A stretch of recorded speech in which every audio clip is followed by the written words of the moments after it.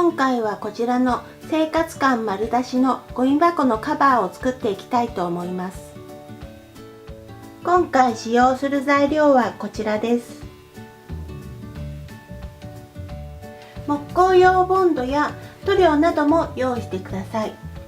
今回は100均で売られていたこちらの工作用タッカーを使用したいと思います。こちらは300円になります。で、こちらなんですけれど、針がついていないので、針は別で購入してください。100均では針が売られていなかったので、私はホームセンターで購入しました。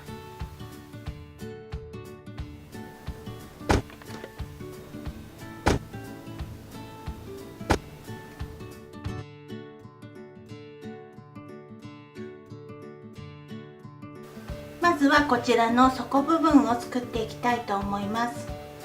今回はこの100均で購入した300円のタッカーを使いたいと思います。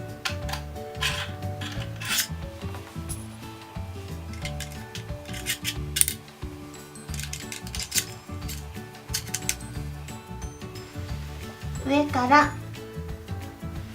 11センチぐらいの位置に印をつけて、まずはこちらの板を貼り付けます。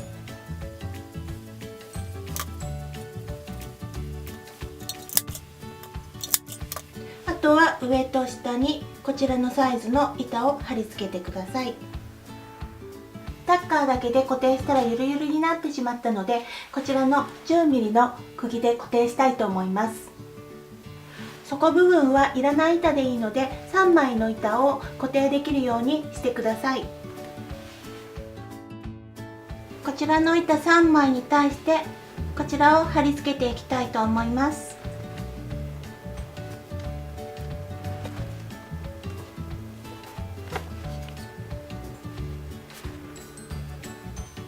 木工用ボンドが乾いたら、こちらも釘で固定しておきます。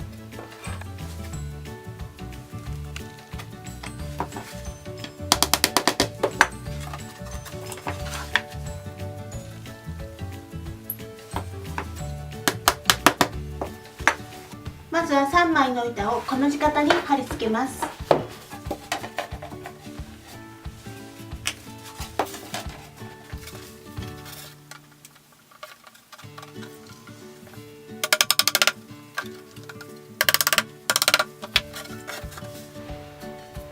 こちらの余った1本はここに取り付けます。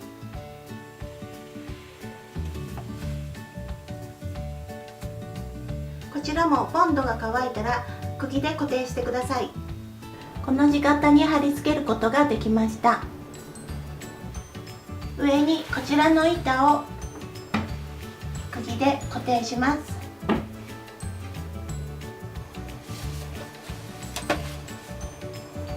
あとはこちらの底部分も同様に釘で固定してください。黒く塗った板の中央にサインボードを配置し、木工用ボンドと釘で貼り付けます。扉になる部分に取っ手を取り付けます。板が薄いため取っ手が取り付けできないので、必ず裏に 1.5 センチぐらいの板を貼り付けて取っ手を固定してください。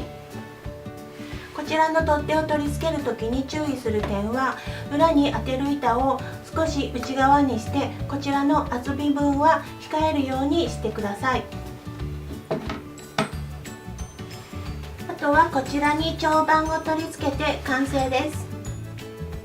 ただ扉がやはりカパカパになってしまうので、内側にマグネットを取り付けてください。